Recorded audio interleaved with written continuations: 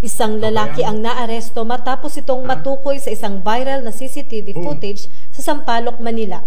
Kinilala ang suspect na si alias JL, 20 taong gulang at residente ng Sampaloc.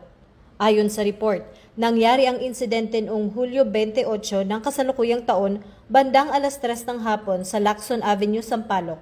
Habang nakasakay sa truck ang anak ng biktima na si Ana Lincia at ginagamit ang cellphone ng ina, bigla na lang umanong inagaw ng suspect ang Vivo V11 Pro na cellphone na nagkakahalaga ng 9,000 piso. Mabilis na tumakas ang suspect matapos ang pagnanakaw. Ang buong insidente ay nakuha na ng CCTV camera ng Barangay 429 at ito ay naging viral sa Facebook.